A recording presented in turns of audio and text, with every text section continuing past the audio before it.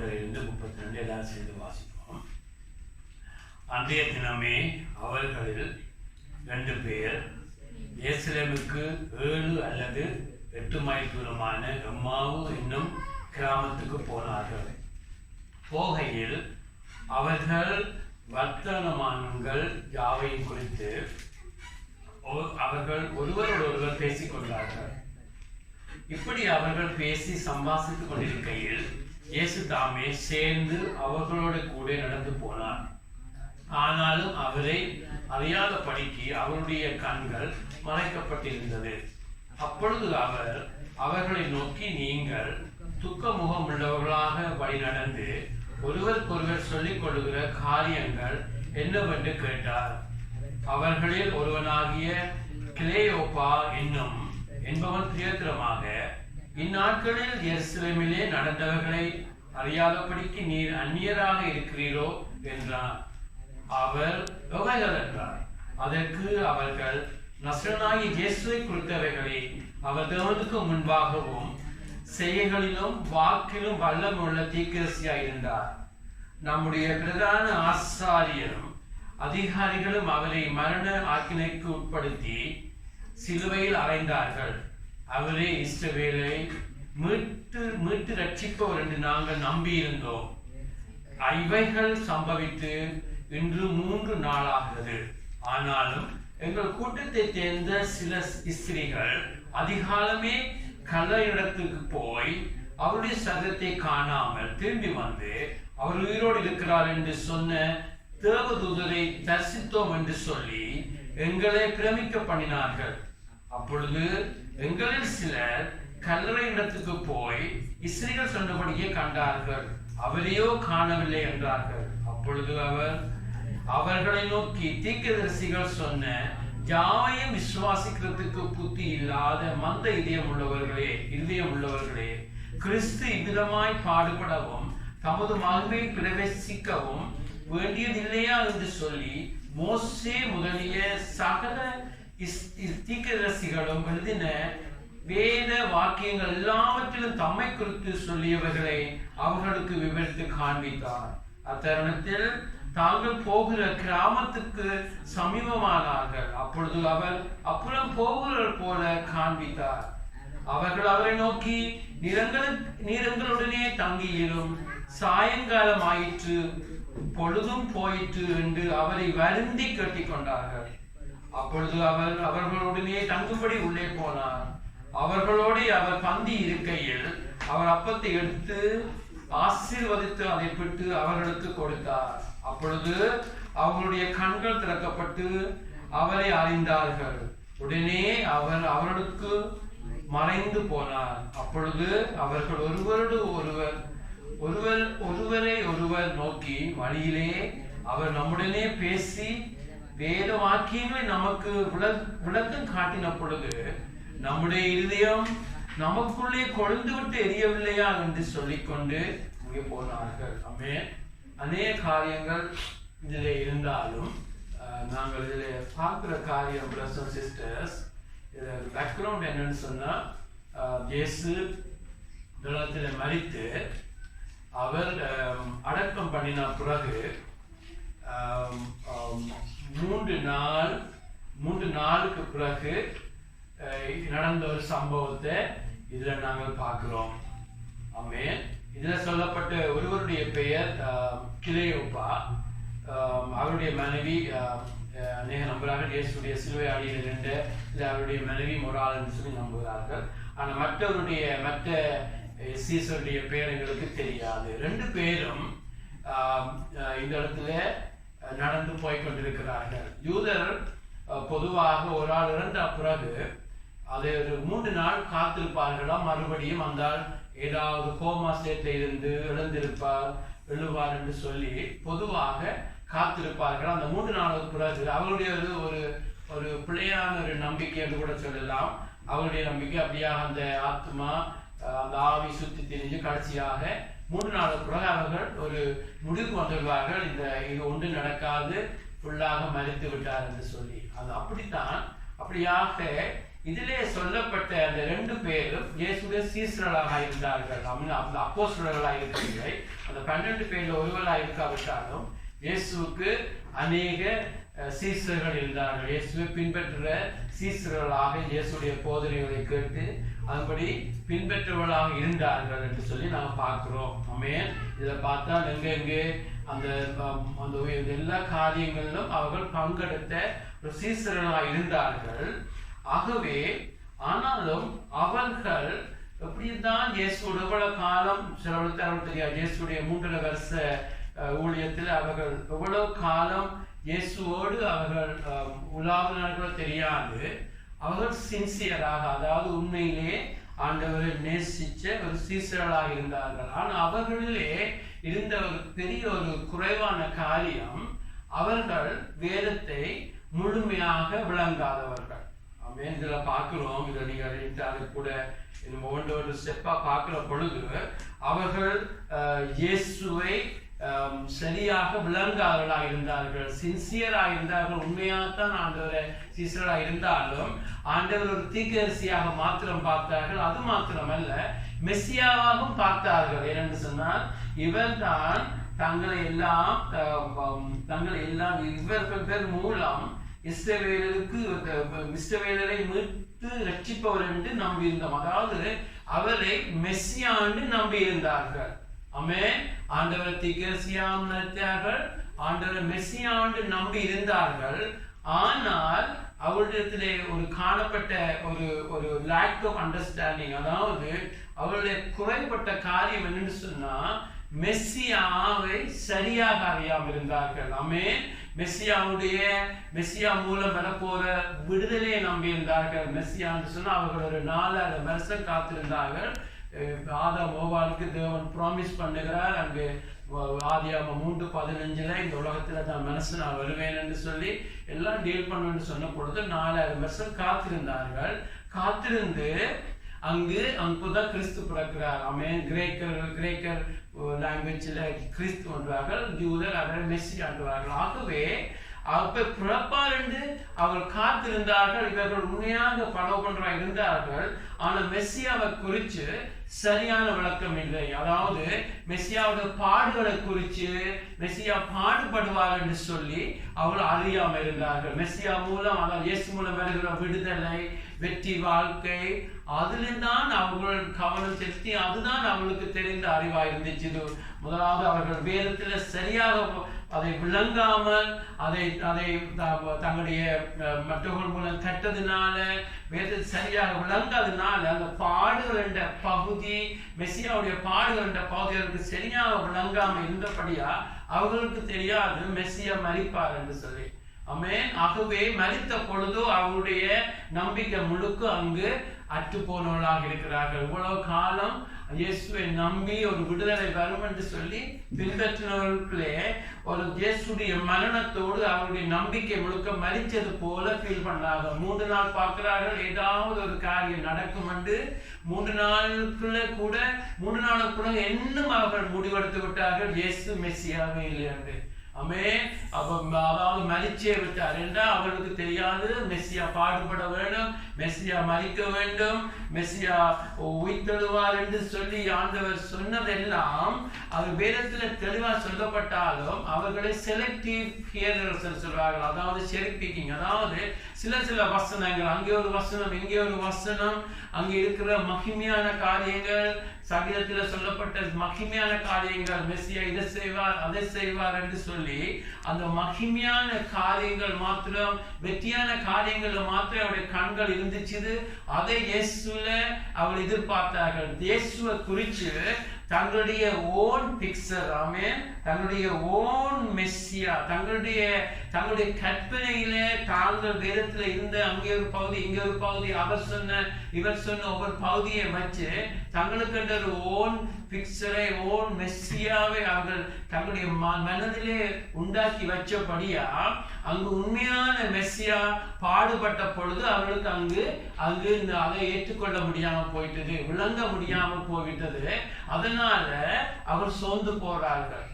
இது கூட அதனால் கூட ஆவியானோட உதவியோட கூட பார்க்க போறோம். எங்களுடைய லைஃப்ல கூட பிரதர் சிஸ்டர் இன்றைய கடைசி நாள்ல அநேக பொல்லாத போதனைகள் நடக்கிறது. ஆமென். சிலர் சின்சியராக, இதுல சொல்லப்பட்டவர்கள் உண்மையானவர்கள், அவர்கள் சுத்தமாத்தில் பிள்ளையானவர்கள் அல்ல, இதுல உண்மையாக பின்பற்றுகிறார்கள். ஆனாலும் பிள்ளையான காரியங்கள் இன்றைக்கு கூட அநேக போதனைகள் நடக்கிறது. கிறிஸ்தவனா இருந்து அவங்களுக்கு பாடுகள் இருக்காது.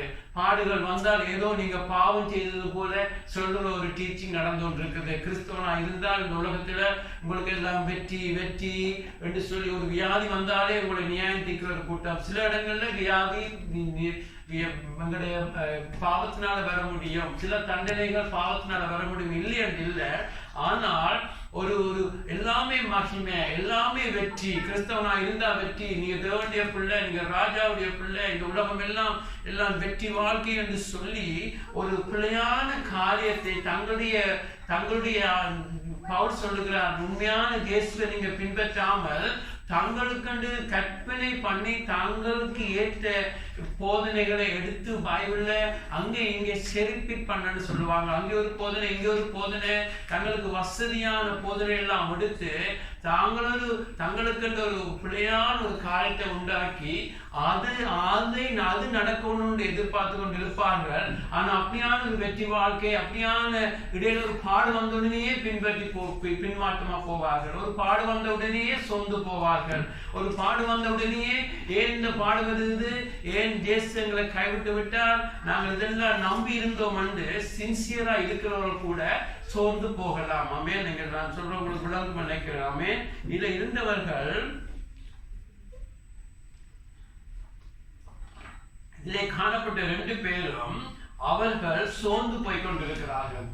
ஒரு பகுதி அவர் உண்மையானவர்கள், அவர்கள் ஆண்டவரை பின்பற்றினது உண்மை, ஆண்டவரை நேசித்தது உண்மை, சீசர்களா இருந்தது உண்மை. ஆனால் அவர்களுக்குள்ளே வேதத்திலே இருந்த சரியான அறிவு ஒரு பக்கம், ஒரு ஒரு ஒரு ஒரு லேக் ஆஃப் அண்டர்ஸ்டாண்டிங், ஒரு ஒழுங்காக சரியாக இயேசு யாரு என்று ஆதியாமத்திலிருந்து வெளிப்படுத்தல் மட்டும் சொல்லப்பட்ட அந்த வெளிப்படுத்த புத்தகம் வரவில்லை. அந்த முதலாவது அந்த 39 புத்தகம் ஆதியாமத்தில் இருந்து மலக்காய் புத்தகம் மட்டும், மலக்கியா புத்தகம் மட்டும் சொல்ற சரியான இயேசுடைய பாடுகள், இயேசுடைய உயிர்ப்பு எல்லாவற்றையும் சரியாக விளங்காதபடியா இங்கு அவர்கள் பார்க்கிறார்கள், நம்பி இருக்கிறார்கள், இவர்தான் மெஸ்ஸியான், இவர் மூலம் ஒரு காரியம் நடக்க போகுது என்று நம்பி இருக்கிறார்கள். ஆனால் அந்த பாடுகள் வந்து இயேசு மரித்த பொழுதோ அவருடைய நம்பிக்கையெல்லாம் மரித்தது என்று சொன்னால் அவர்களுக்கு அந்த பாடண்ட பக்கம் தெரியாமல் இருந்தார்கள். இன்றைக்கு கூட அப்படியான காரியங்கள் கூட எங்களுடைய லைஃப்ல நடக்கக்கூடும். நாங்கள் எப்பொழுதும் எச்சரிப்பாக இருக்க வேண்டும். பிரதர்ஸ் சிஸ்டர்ஸ், ஆகவேதான் அப்படியாக உண்மையாக நேசிக்கிற அந்த பிள்ளைகள் தடுமாறி சோர்ந்து போகிற பொழுதோ அங்கு இயேசு நடக்க தொடங்குகிறார்களோடு. அல்லேலூயா. ஆமென். எங்களுடைய லைஃப்ல கூட நாங்கள் கூட பிரதர்ஸ் சிஸ்டர்ஸ் சில இடங்களில் நாங்கள் சின்சியராக இருக்கிற பொழுது, ஆமென், சின்சியராக இருப்போம். ஆனால் பிழைவிடக்கூடும். சரியாக வேதத்தை அறியாத பொழுது, தடுமாறுற பொழுது, சோர்ந்து போகிற பொழுதோ எங்களுடைய ஆண்டவர் இன்றைக்கும் எங்களோடு நடக்கிறதுவனாக இருக்கிறார். ஆமென். ஆமென். அவங்களை பார்த்து ஆண்டவர் அலட்சியப்படுத்தவில்லை. ஆமென். பாருங்க, இயேசுடைய அழகை பாருங்க. இந்த நேரத்தில் உயிர்த்தெழுந்து விட்டார். 3ஆம் நாள் அவர் உயிர்த்தெழுந்து விட்டார். ஆனால் உயிர்த்தெழுந்தால் பொதுவான ஒரு மனுஷன் என்ன செய்வான், போய் அங்கு பிலாத்துவுக்கு தன்னை காண்பிச்சிருக்கலாம். இல்லாட்டி பெரிய ஹை பிரீஸ்ட் அங்கே பெரிய சிலுவையில் அறையும் என்று காண்பிச்சு அந்த பெரிய கூட்டத்துக்கு போய் தான் உயிரோடு இருக்கிறேன் என்று சொல்லி மாம்சத்துல தன்னுடைய சொந்த படத்துல காண்பிச்சிருக்கலாம். ஆண்டவருடைய வழி வித்தியாசமானது. ஆமென். ஆமென். ஆண்டவர் இன்றைக்கும் அவருடைய வழி என்ன, அங்கே உயிர்த்தெழுந்த பிறகு அங்க மதுரை மரியாளுக்கு காண்பித்து தன்னை உயிரோடு இருக்கிறவராய் காண்பித்த ஆண்டவர் இங்கு அவர் அந்த பெண்கள் போய் அந்த சொன்ன சாட்சியை கேட்காமல் அங்கே நடந்து கொண்டு போற 3 நாள் காத்திருந்து அங்கே இவர் இறந்து விட்டார், ஆகவே இவர் மெஸ்ஸியா இல்லை என்று சொல்லி முடிவெடுத்து கொண்டு அங்கு போய்கொண்டிருக்கிறார்கள். அந்த பெண்கள் இயேசு உயிர்த்து விட்டார் என்று சொன்னதை சாட்சியை நம்பாமல் போய்கொண்டிருந்தார். ஆனாலும் அவருடைய இதயத்துல ஆண்டவரை நேசித்தார்கள். வேத அறிவில் ஆழம் இல்லாவிட்டாலும் ஆண்டவரை நேசிச்சு அங்க அவர்கள் பேசிக்கொண்டு போகிற பொழுது ஆண்டவர் அங்கு அவர்களுக்கு தன்னை வெளிப்படுத்த விரும்புகிறார். அல்லேலூயா. எங்களுடைய லைஃப்ல கூட நாங்கள் எப்பொழுதும் சின்சியரா இருக்க வேண்டும். ஆமென். ஆமென். சின்சியர்னு சொன்னா தமிழ்ல உத்தமமா இருக்கணும். ஆண்டவரை நேசிக்கிறதில்ல, ஆண்டவரை அன்பு செய்கிறதில்ல. ஆனாலும் நாங்கள் இருக்கிற வண்ணமாக இவர்கள் அறியாமல் இவர்கள் வேதத்தின் ஆழத்தின் அறியாமல் இருக்கிறார்கள், இவர்கள் அழகுறையா இருக்கிறார்கள், இவர்களுக்கு கேள்பண்ணாமல் அப்படி விடுவோம் என்கிற ஆண்டவர் விட மாட்டாங்க. ஆமென் என்று சொன்னா ஆண்டவர் வேதத்தின் வசனத்து மூலம் தன்னை வெளிப்படுத்துகிறவர். ஆமென். இந்த செய்தியில அதிகமா நாங்க பார்க்க போறது, அதிகமா பார்க்கிற காரியம் இந்த லைஃப்ல சிஸ்டர் இவ்வளவு வசனத்து மூலம் கர்த்தர் எங்களோட பேச விரும்புகிறார். ஆமென். ஆமென். வசனம் இவ்வளவு இம்பார்ட்டன்ட் ஆனது. எங்கே பார்க்கிறோம் அந்த வசனத்தின் சரியாக விளங்காமல், ஆழமாய் விளங்காமல், வசனத்தை ஏதோ தானோண்டு இருக்கிறவர்களை ஆண்டவர் போய் அவரை திருத்துகிறார். ஆமென். எங்களுடைய லைஃப்ல கூட இன்றைக்கும் எங்களை ஆண்டவர் உண்மையாக தன்னை நேசிக்கிற பிள்ளைகளை அவர் இன்றைக்கும் வந்து சந்திச்சு எங்களோடு உள்ளாவி எங்களை திருத்தி எங்களை மாற்றுகிற ஆண்டவராக இருக்கிறார். ஆமென். ஆனால் இங்கே நாங்க பார்க்கிறோம் அவர் அந்த இடத்துல அங்க வந்து அங்கே தன்னை காண்பிக்கவில்லை. ஆமென். அவர் ஆண்டவர் இந்த உலகத்துல அவருடைய கண்ணை மறைத்திருந்தார். ஆமென். அவருடைய கண்ணில ஒரு திரையை போல. ஆமென். ஆண்டவர் இப்படியாக மதலை மரியாள் கூட ஆண்டவர் உயிர்த்தெழுந்த பொழுது மதலை மரியாளுக்கு முன்பாக தான் ஒரு தோட்டக்காரனை போல காண்பிக்கிறார். ஆமென். ஆமென். அது ஆண்டவருடைய சென்ஸ் ஆஃப் ஹியூமர் என்று சொல்லுவாங்க. ஆமென். இப்படிப்பட்ட ஆண்டவரை நாங்கள் ஆராதிக்கிறோம், நேசிக்கிறோம். ஆமென். இதுல வந்து மதலை மரியாளுக்கு நீ யாரை தேடுகிறாய் என்று சொல்லி கேட்கிறார். இங்கே பார்த்தாலும் வந்து கேட்கிறார், நீங்க என்னத்தை பற்றி பேசிக்கொண்டு போறீங்களா? அவருக்கு எல்லாம் தெரியும். ஆமென். உலகத்தோட்டத்துக்கு முதலே அவருக்கு தெரியும் இப்படி பேசிக்கொண்டு போவாங்களா, அவருக்கு எல்லாம் அறிவார். ஆனா தன்னுடைய பிள்ளைகளோடு அப்படியாக ஒரு சந்தோஷமாக பழகிறதும் கேள்வி கேட்கிறதும் அவரோடு உரையாடுற அப்படியாக ஒரு சென்ஸ் ஆஃப் ஹியூமரை போல அப்படியான ஆண்டவர் எங்களுடைய ஆண்டவர். அல்லேலூயா. நாங்கள் அநேகர் ஆண்டவரை குறித்து ஒரு பிக்சர், அவர்கள் எப்பயும் எப்பொழுது சீரியஸத்தான் இருப்பார். ஒரு பகுதியை விட மாட்டார். அந்த பகுதியை பிடிக்காது, அப்படி செய்யக்கூடாது, இப்படி செய்யக்கூடாது, ஆண்டுக்கு முன்பாக அப்படி இருக்கணும் இப்படி இருக்கணும். இல்லை, நீங்கள் அவரை உண்மையாக நேசிப்பீங்கள் என்று சொன்னா உங்களோட வந்து பழகிறதுக்கு அவரை விட ஒருவரும் இருக்க மாட்டாங்க. அல்லேலூயா. எங்களுடைய லைஃப்ல பியூரிட்டியை, பரிசுத்தத்தை விரும்பி அவரை நேசிச்சு அவருக்காக பயப்படுகிற பிள்ளைகளோடு இன்றைக்கு மனம் விட்டு பேசுகிறவர். ஆமென். ஆமென். அப்படியான ஆண்டவர் தான் நீங்களும் ஆராதிக்கிறோம். ஒரு தேவ மனுஷன் சொன்னார், தான் நம்புகிறேன் இயேசுடைய 1000 வருஷ ஆட்சியில இயேசு கூட மற்றவர்கள் சேர்ந்து கிரிக்கெட் விளையாடுவார் என்று சொல்லி ஒரு இந்தியாவில் இருக்கிற ஊழியக்காரன் நான் அதை நம்புகிறேன். ஆமென். அவங்களுடைய ஆண்டவர் பரிசுத்தமானவர், பாவத்தை பார்க்க கூடாத சுத்த கண்ணர், பாவத்தை வெறுக்கிறவர். ஆனால் அவரிடத்திலே எப்பொழுது பகுதியாக பழகிறதும் அவரிடத்துல இருள் இருக்காது, சைக்காசமா பேச மாட்டார், ஒரு துன்மார்க்கம் இருக்காது. ஆனால் பியூர் ஹார்ட், ஆனால் எங்களுக்குள்ளே சந்தோஷமா நாங்கள் இருக்கிறத விரும்புகிறவர் என்ன அவருக்குள்ள இந்த அவரால் சோர்ஸ் ஆஃப் ஜோயாக இருக்கிறார். ஆமென். அப்படிப்பட்டவர் இந்த இடத்துல வந்து அவருக்கு எல்லாம் தெரியும். ஆனால் அவர்களோடு எப்படியாக அந்த சம்பாஷணையை தொடங்குகிறார் என்று பார்த்தால் அவர் சொல்லுகிறார், அங்கு வந்து ஜாயின் பண்ணி அவரிடத்துல கேட்கிறார். அப்பொழுது அவர்களை நோக்கி, நீங்கள் துக்கமுகம் உள்ளவர்களாக வழி நடந்து ஒருவருக்கொருவர் சொல்லிக் கொள்ளுகிற காரியங்கள் என்னவென்று கேட்டார். அவர்கள் ஒருவனாகிய கிளையோப்பா என்பவன் பிரியத்திரமாக, இந்நாட்கள் எருசலேமிலே நடந்தவர்களை அறியாத படிக்கு நீர் அந்நியரா இருக்கிறீரோ என்றார். ஆமென். அப்படியாக ஆண்டவர் வந்து என்னத்தை பற்றி பேசுகிறீர்கள்? ஆமென். அப்படியாக ஏன் துக்கமுகமாக உள்ளவர்களாக இருக்கிறீர்கள் என்று சொல்லி அவங்களோடு ஒரு சம்பாஷணையை தொடங்குகிறார். ஆமென். ஆண்டவருக்கு எல்லாம் தெரியும். ஆமென். ஆமென். சில இடங்களிலே கேள்வி கேட்கிறது ஆண்டவர் உண்மையான ஆன்சர் எதிர்பார்ப்பார், கோபத்தோடு கேட்பார். ஆதாமே நீ எங்கே இருக்கிறாய் என்று சொன்னீங்க, அது தேவனுடைய அங்கலாய்ப்போடு கண்ணீரோடு தேடுறதாக இருக்கிறதா? இங்கே வந்து ஆண்டவர் அவங்களோடு அவங்களுக்கு எல்லாம் தெரிந்தால் அவங்களோட கேட்கிறார், துக்கமுகமா ஏன் இருக்கிறீர்கள் என்று சொல்லி அப்படியாக ஒரு சம்பாஷணையை தொடக்குகிறார். ஆனா இப்பொழுது அவர்கள் அப்படியாக ஆண்டவர் பேசுற பொழுது அவருடைய கண்கள் மறைக்கப்பட்டிருந்துச்சு. எங்களுடைய ஆண்டவர் தேவன், அவர் தேவனாக இருக்கிறார். அவர் அற்புதமாக அவருடைய கண்களை மறைச்சிருக்கிறார். ஆமென். ஆமென். அவருடைய கண்களை மறைக்கப்பட்டிருந்தபடியா அவர்கள் இவர்தான் இயேசுவனை காணாதபடிக்கு தேவன் அப்படியாக இயேசு அவர்களோடு நடந்து போய் கொண்டிருக்கிறார். ஆமென், ஆமென். ஆகவே ஆண்டவர் அந்த இடத்திலே ஒரு சம்பாஷணையை தொடங்குகிறார். நோக்கம் என்ன? இவர்களுக்கு இருந்த வேதத்திலேயே ஆழங்கள் இல்லாமல் இயேசுவை குறித்த பாடுகளை குறித்து விளங்காமல் இருந்தார்கள். பாடுகளை இல்லாத ஒரு ஒரு மெஸ்ஸியா தான் தன்னுடைய மெஸ்ஸியான்னு சொல்லி பிள்ளையாக இருந்த மனுஷரை திருத்தி அவர்களை சரியாக நடத்துறதுக்காக வந்திருக்கிறார். எங்களுடைய லைஃப்ல கூட நாங்கள் கூட வேதத்தை நாங்கள் முழுக்க வாசிக்கவும், முழுக்க சாப்பிடணும், முழுக்க உண்ண வேணும். ஒரு பான் எடுத்துக்கொண்டா அங்கு முழு பானு நாங்கள் சாப்பிட வேணும்.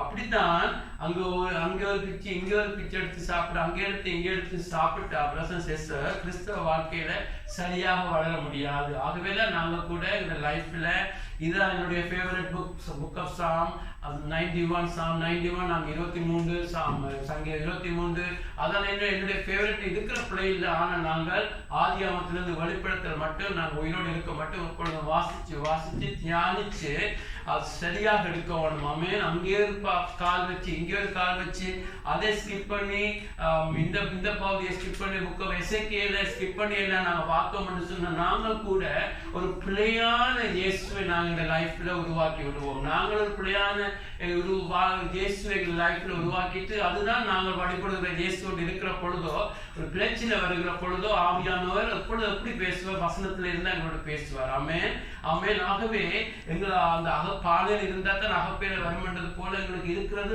சரியாக இருக்கணும். ஆமென். நீங்களும் நானும் எல்லாரும் நாங்கள் வளர்றபடியா நாங்கள் எங்களுக்கு ஒரு ஃபேவரட் புக் வச்சிருக்கிற பிள்ளைகள் ஆனா எல்லாரும் தியானிச்சு எல்லாம் வாசிக்க வேண்டும். ஆமென். அப்படியான ஒரு போதனையத்தை நான் இங்கு செய்ய வருகிறார். ஆமென், ஆமென். நாங்களாவே எங்களுக்கு ஒரு கற்பனையில ஒரு தேவனை உண்டாக்கி போட்டு நாங்களாக எதிர்பார்த்து சோர்றதை ஆண்டவர் விரும்ப மாட்டார். ஆமென்.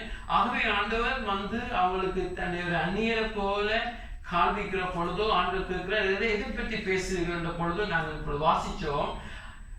வாசிக்கிற அவர் இவைகள் என்றார். அப்பொழுது அவர் சொல்லுகிறார்கள், நசரேயனாகிய இயேசுவை குறித்தவைகளே. அவர் தேவனுக்கு முன்பாக செய்கைகளிலும் வாக்கிலும் வல்லமுள்ள தீர்க்கதரிசியாக இருந்தார். நம்முடைய பிரதான ஆசாரியர் அதிகாரிகள் அவரை மரண ஆக்கினத்துக்கு உட்படுத்தி சிலுவையில் அறைந்தார்கள். அவரே இஸ்ரவேலை மீட்டு ரட்சிப்பவர் என்று நாங்கள் நம்பி இருந்தோம் என்று சொல்லுகிறார். இவர்கள் நடந்து 3 நாள் ஆயிற்று. பெண்கள் சொன்னார்கள், நாங்கள் அப்படியே உயிரோடு இருக்கிறார் என்று சொல்லி பெண்கள் சொன்னார்கள். நாங்கள் போய் பார்த்தோம், அங்கு ஆண்டவரை காணவில்லை என்று சொல்லி அவர் நம்பவில்லை. அவர் நம்பாமல் அங்கு போய்கொண்டிருக்கிறேன்னு சொல்லி பார்க்கிறோம். எங்களோட லைஃப்ல கூட நாங்கள் எப்பொழுதும் ஆண்டவரை குறித்து இவர்கள் இயேசுவை தீர்க்கதரிசியை நம்பியிருந்தார்கள். நல்ல காரியம், மீட்பர் என்று ரட்சித்தார்கள். ஆனால் முதலில் திருப்பி சொல்லிக் கொண்டிருக்க அவர் பாடுகளை குறித்து அறியாமல் இருந்தார்கள். ஆண்டவர் பாடுபட வேண்டும் என்று அவர்கள் அறியாமல் இருந்தார்கள். ஆமென். ஆகவேதான் அவருடைய லைஃப்ல சோர்வு வருகிறது. எங்களுடைய லைஃப்ல கூட கிறிஸ்துவ பைபிள் இருக்குது. நீங்கள் பாடுகள் மூலம் பரலோக ராஜ்யத்துல நுழைகிறது உங்களுக்கு முன்குறிக்கப்பட்டிருக்கிறது. ஆமென், ஆமென். பிலிப்பியர் 1:29 பார்க்கிறோம், நீங்கள் அவர் நிமித்தம் பாடுபட உங்களுக்கு அருளப்பட்டிருக்கிறது. ஆமென். கிறிஸ்துவ வாழ்க்கையில பாடுகள் இருக்கும். ஆமென். இயேசு கூட தன்னுடைய பாடுகளை குறித்து பேதுருவோடு பேசுற பொழுது பேதுரு இயேசுவையே ரிப்பீட் பண்ணுகிறான், கடிந்து கொடுக்கிறான், பாடுகளை பற்றி பேச வேணாம் என்று சொல்லி. ஏன்னா அந்த கிறிஸ்து பாடுபடுகிறது, அந்த பாடுகள் என்பதை மனுஷன் தான் விரும்பாதபடியா தானும் அந்த பாடுகளோடு சம்பந்தப்பட்ட காரியங்களை வேதத்துல தியானிக்கிறது இல்லை, மற்றவர்களுக்கும் அதை பற்றி சொல்லாதபடியா ஒரு ஒரு பிள்ளையான காரியம் மக்கள் மத்தியிலே உலாவி கொண்டிருந்துச்சு. ஆமென். இங்கே கூட லைஃப்ல கூட பிரதர்ஸ் சிஸ்டர்ஸ் பாடுகள் மூலம்தான் ஒரு மகிமைக்குள்ள போக முடியும். ஆமென். பாடுகள் கிறிஸ்தவனுக்கு பாடுகளை தேவன் வச்சிருக்கிறார். ஆமென். வேதத்துல எங்கு பார்த்தாலும் பிரதர்ஸ் சிஸ்டர்ஸ் யோசேப்புக்கு ஒரு மேன்மைக்கு முதல் அங்கு பாடுகள் வழியாக கடந்து போகிறான். ஆமென். தாவீதுடைய மேன்மைக்கு முதல் அங்கு 13 வருஷத்துக்கிட்ட பாடுகள் வழியாக கடந்து போகிறார். ஆமென். எங்க நீங்க பார்த்தாலும் தேவன் தன்னுடைய பிள்ளைகளுக்கு பாடுகளை ஆண்டவர் வச்சிருக்கிறார். ஆகவே இங்கு நாம் பார்க்கிறோம், அவர்கள் எல்லாம் நம்பி இருந்த அந்த நம்பிக்கைகள் எல்லாம் சில இடங்கள் சரியாக இருந்தாலும் முக்கியமானது மெசியா பாடுபட வேண்டும், பாடுபட்டு அதுக்கு பின்பு உயிர்த்தெழுந்து மகிமைக்குள்ள பிரவேசிக்க வேண்டும் என்ற அந்த முக்கிய பகுதியை அவர்கள் இதயத்தை செலுத்தாமலும் அதை விளங்குறதுக்கு அவருடைய இதயம் விருப்பம் இல்லாமல் இருந்தபடியா ஆண்டவர் இங்கு அன்போடு கடிஞ்சு கொள்ளுகிறார். ஆமென் ஆமென். ஆண்டவர் சொல்லுகிறார், அப்பொழுது இயேசு அவர்களை நோக்கி, தீர்க்கதரிசிகள் சொன்ன யாவையும் விசுவாசிக்கிறதுக்கு புத்தி இல்லாத மந்தை இதயம் உள்ளவர்களே. ஆமென். தீர்க்கதரிசிகள் சொன்ன யாவையும், ஆமென். தீர்க்கதரிசிகள் சொன்ன சில காரியங்களை எடுத்துக்கொண்டார்கள். தீர்க்கதரிசிகள் சொன்ன இயேசுவோட உயிர்ப்பை குறித்து ஓசியா சொன்னதை அவர்கள் விளங்கி கொண்டார்கள். ஆமென். மேசாயா புத்தகத்தில் இருந்த இயேசு வந்து ஆட்சி அமைப்பான், எல்லாரும் ஆட்டுக்குட்டிகள், சிங்கமும் ஆட்டுக்குட்டிகள் பக்கத்தில் படுத்துக்கொள்ளும், எல்லா ஆடுகையெல்லாம் இருக்கும் என்று எல்லாம் நல்ல நல்ல நல்ல காரியங்கள் எல்லாம் அவர்கள் நம்பி இயேசு வந்து இந்த உலகத்தில் வந்தோடனே எல்லாம் நடக்க போகுது, ஆட்சி வரப்போகுது, எல்லாம் வரப்போகுது என்று சொல்லி நல்ல காரியங்கள் எல்லாம் அவர்கள் எடுத்து அங்கு இருந்தார்கள். ஆனா அதே ஏசாயா சொன்ன 53ஆம் அதிகாரம், இயேசு பாடுபடுவார், எல்லாரும் நிராகரிக்கப்படுவார், எங்களுடைய அக்கிரமங்களில் அவர் சுமப்பார், அடிக்கப்படுவார், அங்கு எங்களுக்கு சமாதானம் வருகிற தண்டனை அவர் மீது வந்துச்சுது என்று ஏசாயா சொன்ன புத்தகம். சங்கீதம் 22 தாவீது சொல்லுகிறான், இப்படியாக மேசியா சிலுவையில அங்கு தொங்குவார், இப்படியாக எல்லாரும் சுற்றி வர நின்று அவரை ஏளனப்படுத்துவார்கள், அவமானப்படுத்துவார்கள் என்று சங்கீதம் 22. அப்படியாக இயேசுவை குறிச்ச அது எல்லாத்தையும் மிஸ் பண்ணிட்டு நல்ல நல்ல பகுதியெல்லாம் எடுத்து தங்களுக்கு விரும்பினது எல்லாம் அவர்கள் பார்த்தபடியா அங்கு வந்து மெஸ்ஸியா பாடுபட்ட பொழுதோ அவர்களாலே அதை எடுத்துக்கொள்ள முடியாம போயிட்டது. ஆகவேதான் ஆண்டவர் சொல்லுகிறார், தீர்க்கதரிசி சொன்ன யாவை விசுவாசிக்கிறதுக்கு புத்தி இல்லாத மந்த இதயம் உள்ளவர்களே. எங்களுடைய லைஃப்ல கூட எங்களுடைய லைஃப்ல நாங்கள் ஓப்பனா இருக்க வேண்டும். எங்களுடைய லைஃப்ல ஆண்டவரே பாடுகள் என்று சொன்னா இதோ தயாராக இருக்கிறேன். நாங்க பாடுகளா இதோ தயாராக இருக்கிறேன். அப்ப இயேசு எப்படி சொல்லுகிறார், கிறிஸ்து இவ்விதமாய் பாடுபடவும் தமது மகிமை பிரவேசிக்க வேண்டியது இல்லையா என்று சொல்லி மோசே முதலிய சகல தீர்க்கதரிசிகளும் எழுதின வேத வாக்கியங்கள் எல்லாவற்றிலும் தம்மை குறித்து சொல்லியவர்களை அவளுக்கு விபத்து காண்பித்தார். அல்லேலூயா. ஆமென். எத்தனை மைல்? 7 மைல் தூரம். யோசிச்சு பாருங்க, இயேசு 7 மைல் சொன்னா நான் நினைக்கிற ஒரு 10-12 கிலோமீட்டர் இருக்குமே, அப்படி இருக்குமே. 10 கிலோமீட்டருக்கு இயேசு ஆதியாமத்திலிருந்து மல்கியா புத்தகம் வரை 39 புத்தகத்துல இருக்கிற தன்னை குறித்து சொல்ல எல்லாத்தையும் விளங்கப்படுத்துகிறார். எங்களுக்கு தெரியும், மோசே என்று சொல்லிக்க முதலாவது 5 அதிகாரத்தை மோசே கொண்டு ஆண்டவர் எழுதுகிறார். ஆகவே முதலாவது 5 புத்தகத்தை மோசே கொண்டு எழுதுகிறார். ஆகவே ஆண்டவர் ஒவ்வொன்றாக விளங்கப்படுத்துகிறார். தன்னை குறித்து இங்கே சொல்லப்பட்டிருக்கிறது, அங்கே சொல்லப்பட்டிருக்கிறது.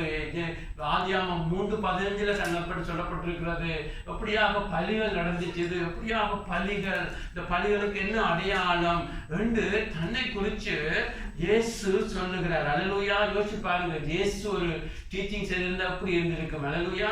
அவர் கடைசியாக சொல்லுவார்கள், அவர் பேசின பொழுதோ எங்களுடைய இதயம் கொழுந்து விட்டே இருந்துச்சு என்று சொல்லி. அல்லேலூயா. பிரதர்ஸ் சிஸ்டர், ஆகவே இதுல நாங்க என்னத்தை நாங்க பார்க்கிறோம், நாங்கள் வேதத்தை வாசிக்கிற பொழுது எதையும் விடக்கூடாது. இது என்னுடைய ஃபேவரட் என்று சொல்லி இது எனக்கு விருப்பம் இல்லை, அது விருப்பம் இல்லை ஸ்கிப் பண்ண கூடாது. எல்லாவற்றிலும் ஆண்டவர் பரிசு இருக்கும். அங்க வேதத்துல எழுதி சொல்லுகிறார், நீங்க வேதத்தை எல்லாம் ஆராய்ஞ்சு பார்க்கிறீங்களே, அவையெல்லாம் என்னை குறித்து தான் சொல்லுகிறது. அல்லேலூயா. நாங்கள் வேதத்தை நாங்கள் ஆராய்ஞ்சு பார்க்க எல்லாமே இயேசுவினுடைய முழுமையான படத்தை கொடுக்கிறது. நீங்க அங்கே இங்கே நாங்கள் ஒரு பகுதி எடுத்து பார்க்கிற பொழுதோ சில நல்ல காரியங்கள் எடுத்துக்கொண்டு அங்கு சாப்பிடுற பொழுதோ பாவக்காயை விட்டுட்டு அங்க புரோக்கோலியை விட்டுட்டு எங்களுக்கு பிடிக்காத எல்லாம் தள்ளிட்டு சாப்பிட்டா கடைசியா நாங்கள் கேள்வி இல்லாத பீப்புளா போயிடுவோம். சேம் ஐடியா எங்களுக்குள்ள கூட செரி பிக்கிங் மாதிரி கிறிஸ்தவ வாழ்க்கை இருக்கக்கூடாது. ஆகவே ஆண்டவர் எல்லாவற்றையும் விளங்கப்படுத்துகிறார். ஆமென். எங்களுடைய லைஃப்ல இதெல்லாம் சேலஞ்சா எடுக்க வேண்டும். ஆமென். ஒரு ஊழியக்காரர் சொன்னார், அது பகடியா சொன்னாலும் அவர் சொன்னார், நீங்க என்னென்ன புத்தகத்துல மிஸ் பண்றீங்களோ அதெல்லாம் ஆண்டவர் நீங்க பரவராட்சியத்துக்கு உள்ளே போகும்போது வாசல வச்சு வாசிக்க விட்டுருவாரு. கேட்க பகடியா இருந்துச்சு. ஆனா ஆண்டவர் நினைக்கல, ஆண்டவர் அப்படி செய்ய மாட்டார். ஆனால் அப்படி ஒரு எங்களுக்கு ஒரு செரி பிக்கிங் கிறிஸ்டியானிட்டி இருக்கக்கூடாது. ஆமென். நாங்கள் எல்லாத்தையும் விளங்காவிட்டால் உண்மையை சொல்லணும்னா எனக்கு சில புத்தகங்கள் வாசிக்க ஐயோ எப்போ வாசிச்சு முடிக்கணும் மாதிரி இருக்கும். ஆனாலும் அதுல ஒவ்வொன்றிலும் ஒரு ஆழம் இருக்கிறது. ஆமென். ஆமென். நாங்கள் ஒவ்வொன்றிலும் ஆழம் இருக்கிறது. ஆவியானவர் தேவையான எல்லாம் எழுதி வச்சிருக்கிறார். ஆகவே பிரதர்ஸ் சிஸ்டர், இங்கு ஆண்டவர் இங்கு விளங்கப்படுத்துகிறார். ஆமென். எங்களுடைய ஆண்டவர் ஒரு நாள் நினைக்கிறேன் அந்த ஒரு 10 hours அங்க போய் சேர எடுத்திருக்கலாம். எங்களுக்கு தெரியாது 10 kilometer not really 10 hours, maybe ஒரு 2-3 hours எடுத்திருக்கலாம். அவ்வளவு நேரமும் ஆண்டவர் டைம் எடுத்து விளங்கப்படுத்துகிறார். தான் பாடுபட வேண்டும், அங்கு மகிமைக்குள்ள பிரவேசிக்க வேண்டும். பாடு என்பது கிறிஸ்தவ வாழ்க்கையை தன்னுடைய வாழ்க்கையிலே அந்த பாடு மூலம்தான் அந்த மகிமைக்குள்ள போகணும் என்று சொல்லி விளங்கப்படுத்துகிறார். அல்லேலூயா. அவ எங்களுடைய லைஃப்ல கூட பிரதர்ஸ் சிஸ்டர், எங்களுடைய லைஃப்ல கூட நாங்கள் எப்பொழுதும் இதுல முக்கியமா பார்க்கிறது, நாங்கள் சரியாக ஆண்டவரை விளங்காவிட்டால். ஆமென். சரியாக கிறிஸ்தவ வாழ்க்கை, ஆண்டவர் வாழ்க்கை மாத்திரம் ஒரு கிறிஸ்தவனுக்கு பாடு இருக்கிறது. ஆமென். ஒரு கிறிஸ்தவன் பல ஒரு ராட்சியத்துக்குள்ள பிரவேசிக்க முதல் பாடுகள் வழியா கடந்து போகணும். அதாவது அவமானம் இருக்கலாம், நிந்தைகளா இருக்கலாம், உங்களுடைய மாம்சத்தை அழிப்பதற்கு கர்த்தர் சில பாடுகளை அனுமதிப்பார். ஆமென். பாடுகளே விருப்பம் இல்லாத ஒரு கிறிஸ்தவ மாறபடியாத்தான் இன்றைக்கு ஒரு டீச்சிங் நடக்குது. என்ன? சபை மகா உபத்திர காலம், உபத்திரத்தின் மூலம் கடக்காது. கிரேட் ட்ரிபுலேஷன் சபைக்கு இல்லை, அதுக்கு மேல் எடுத்துக்கொண்டு போடுவார்கள் என்று சொல்லி 1800 நடுவில் வந்த ஒரு டீச்சிங்க இன்றைக்கு உலகம் எல்லாம் அநேக சபைகள் டீச் பண்ணி கொண்டிருக்கிறது. அநேக ஃபேமஸான சர்ச்சுகள் கூட அதை ப்ரீச் பண்ணுது. அது வசனத்துக்கு பிள்ளை. ஆமென். உண்மையாகவே மகா உபத்திர காலம் அது பிசாசுடைய கோபாக்கினை. ஆமென். மகா உபத்திர காலம் என்பது பிசாசு தன்னுடைய நேரம் கடைசியாக தன்னுடைய நேரம் running out, his time running out என்ற படியா எப்படியாவது யாரையாவது கெடுக்க வேண்டும் என்று சொல்லி எப்படியாவது எல்லாரையும் கெடுக்கும் நான் ஓடுகிற பொழுது தேவன் ஒப்பு கொடுப்பார். பரிசுத்தவான்கள் வெளிப்படுத்த புத்தகத்தில் நாங்கள் பைபிள் ஸ்டடி செய்தோம். பரிசுத்தவான்கள் மரிப்பார்கள் அந்த நாட்கள்ல. மகா உபத்திர காலம், மகா உபத்திர காலம் பிசாசுடைய கோவாக்கினை. அதாவது அது எப்படியாவது பின்வாங்க வைக்க வேண்டும், இயேசுவை மறுதலிக்க வைக்க வேண்டும். அப்படியாக அவர் தன்னுடைய பெஸ்ட்டை ட்ரை பண்ணி இருக்கிற பொழுது அநேக பரிசுத்தவான்கள் மரிப்பார்கள் என்று சொல்லி மகா உபத்திர காலத்தை பற்றி சொல்லப்பட்டிருக்கிறது. ஆனால் அந்த தேவனுடைய கோவாக்கினை, அது பிசாசுடைய கோவாக்கினை.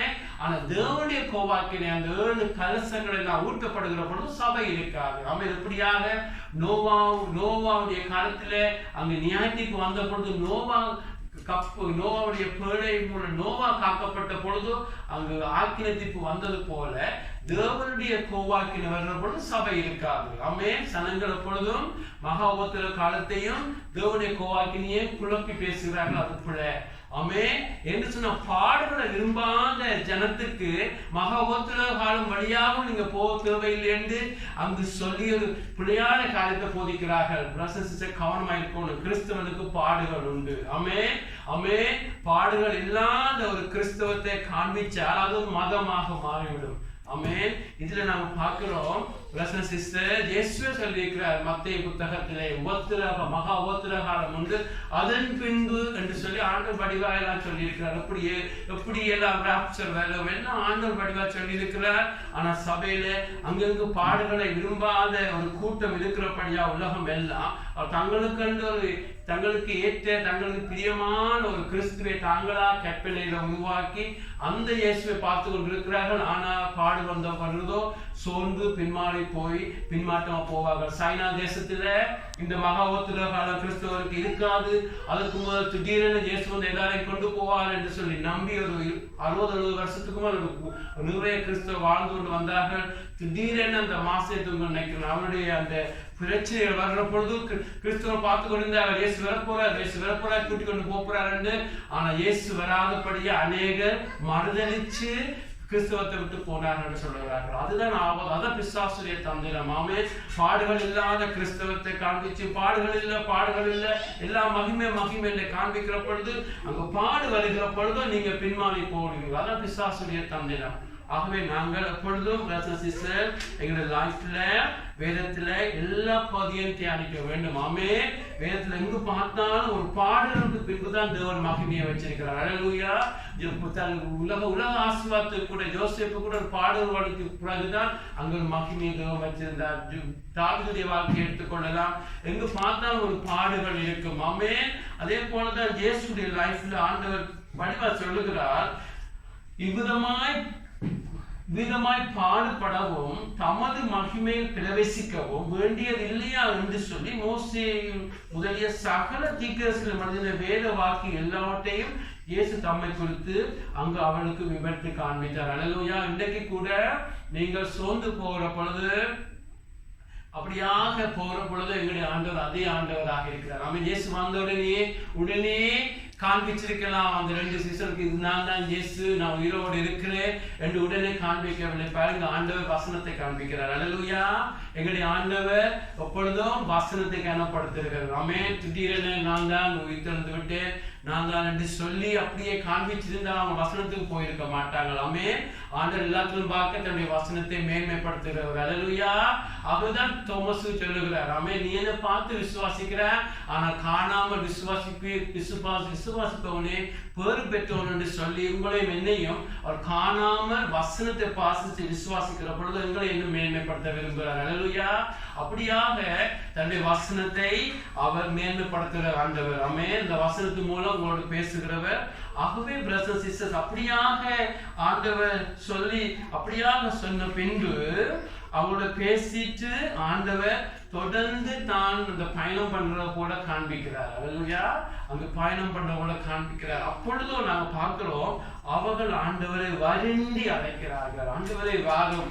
அவன் நேரம் அவருக்கு ஆண்டவர்னு தெரியாது, ஆனாலும் அவர் போறது போல காண்பித்த பொழுது அவர்கள் அவரை நோக்கி, நீங்கள் எங்களோடு தங்கியிடும், சாயங்காலம் ஆயிற்று, பொழுது போயிற்று என்று அவரை வருந்தி கேட்டுக்கொண்டார்கள். அப்பொழுது அவர் அவர்களுடனே தங்கும்படி உள்ளே போனார். பாருங்க, ஆண்டவர் குழம்பின ஒரு மனுஷனுக்கு வசனத்தை காண்பிச்சு, தன்னை அவர் ஆண்டவன் காண்பிக்காவிட்டாலும் வசனத்தை வாசிங்க, ஸ்கிரிப்சரை காண்பிச்சு அற்புதங்கள் அடையாளங்களை காண்பிக்க முதல் வசனத்தை கூட நடத்துகிற வசனத்தை தியானியுங்க. இதுல தான் தான் வசனத்தின் மூலம் தான் தான் வெளிப்படுகிறேன் என்று காண்பிச்சுட்டு அதோடு ஆண்டவர் போற போல காண்பிக்கிறார். என்ன சொன்ன ஆண்டவருக்கு எதிர்பார்க்கிறார்.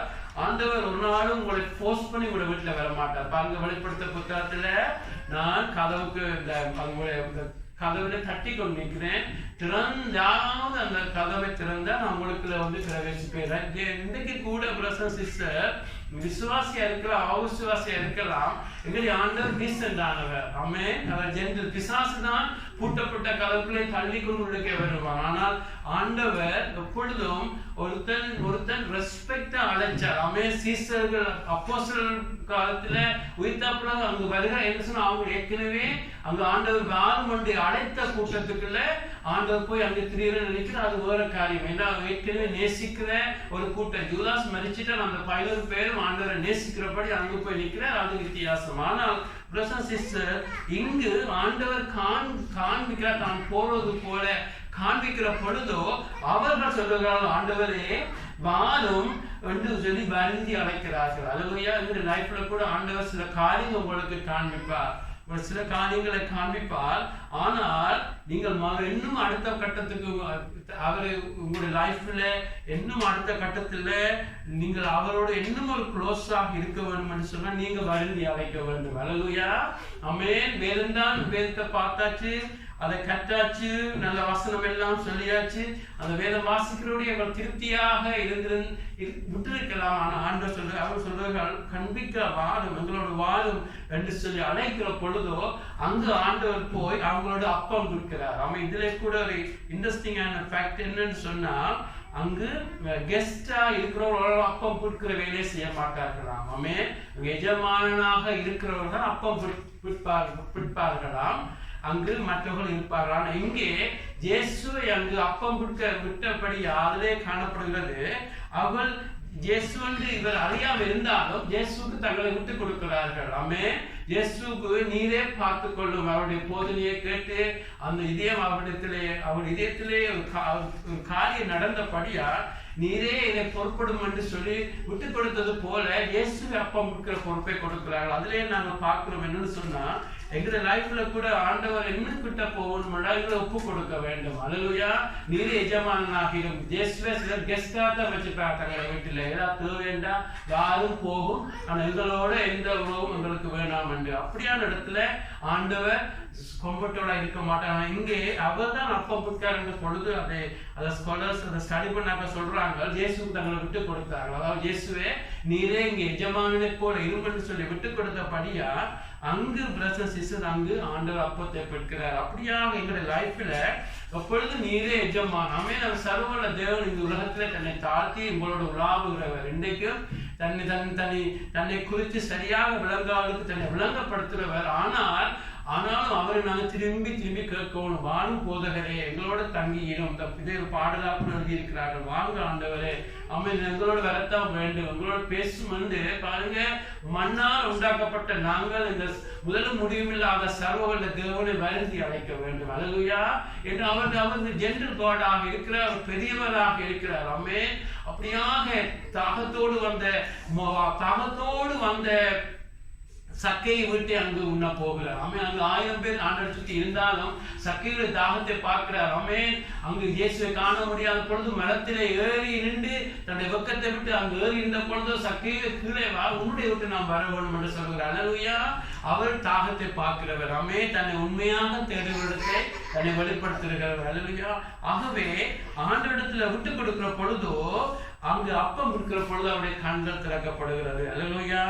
அவருடைய கண்கள் அது மட்டும் அவரிடத்திலே ஒரு திரைமறை போல இயேசுவை ரெக்கக்னைஸ் பண்ணாமல் இயேசுவை அடையாள காணாதபடி அவர் இருந்துச்சுதான். அப்பம் விட்டு இயேசுக்கு தங்களை விட்டு கொடுக்கிற பொழுதோ அந்த கண்கள் திறக்கப்படுற பொழுது அவரிடத்திலே அவருடைய வேத வாக்கியம் அறியறதுக்கும் அவர்களுக்கு அங்கு தேவனுடைய கிருபையை கொடுக்கிறார். இயேசு என்று அங்கு அவர்கள் அறிகிறார்கள். பாருங்க, அவர்கள் பந்தி இருக்கையில் அவர் அப்பத்தை எடுத்து ஆசீர்வதித்து அதை விட்டு அவர்களுக்கு கொடுத்தார். அப்பொழுது அவருடைய கண்கள் திறக்கப்பட்டு அவரை அறிந்தார்கள். உடனே அவர் அவர்களுக்கு முன்பாக மறைந்து போனார்.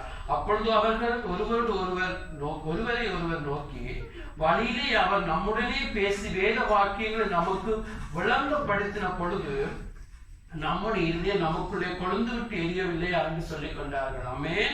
உடனே அங்கு அப்பம் விட்டு ஆண்டவருக்கு தங்களை விட்டு கொடுக்கிற பொழுது அவருடைய கண்கள் திறக்கப்பட்ட பொழுது இயேசுடைய உயிரோடு இருக்கிறதை காண்கிறார்கள். ஆமென். ஆமென்.